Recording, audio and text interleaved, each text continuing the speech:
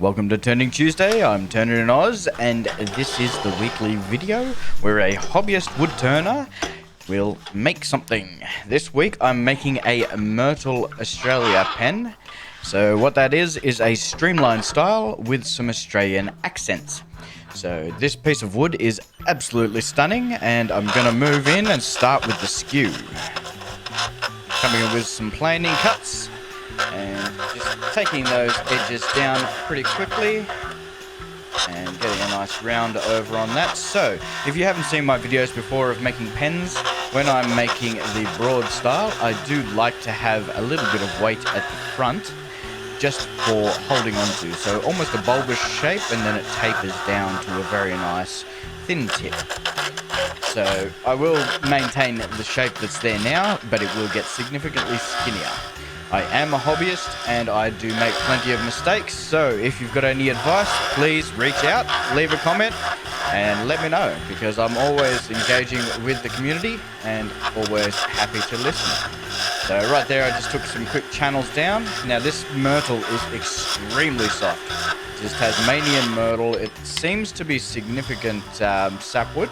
Turning the tool tip down and just taking that edge down, you'll notice here that I make a little bit of a mistake and go a bit tighter than I wanted to.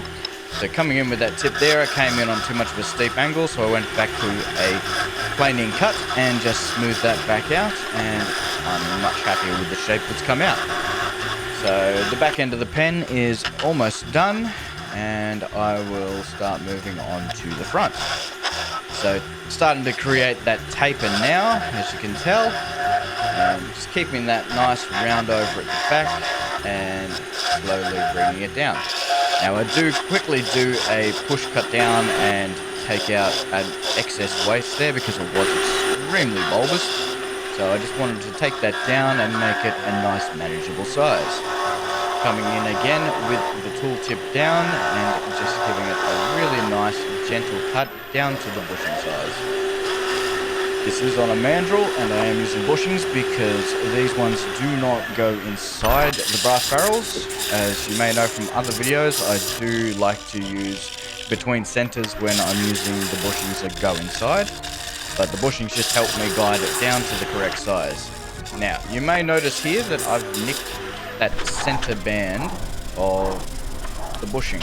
That has put a little black ring around the bulbous. That's just some shavings off the metal, unfortunately. Now, the whole premise of this pen was it was my second test pen using E and Ultrashine, and the Shellawax has come up an absolute treat on this one. So just doing a quick touch up there with the E, which has now taken it to a nice shine, and applying the Shellawax Ultra Glow now, and you'll see that I'm just then buffing it in, and it's coming up an absolute treat. So I was actually very happy with how this pen came together, and it is an absolute beautiful pen. Now that's the finish done, and we are now ready for assembly. So you'll see that I've got the Australia clip in the back there, and just pressing that in place, flipping around to do the nib end, which I put inside the black on my pen press because it's got a nice hole there, and then the flat back just presses in gently. Now I'm putting the mechanism in. You'll see I drop it so that I can fit the whole thing in, and what I typically do is only go in a little way and then I come back and check. So I put the pen insert in and see how far out it comes out the front. And on this occasion, I nailed it in one. So then I put the Australiana rim around the center and slide the back on. Now while I'm doing this, I do like to line up the grain so that it's a continuous piece through. Thank you for watching, and if you are a returning viewer, thank you very much. I really appreciate your support. If you're new, please stick around, and if it's something you like, then I hope I can fulfill that. If not, let me know what you'd prefer to see. Thank you very much.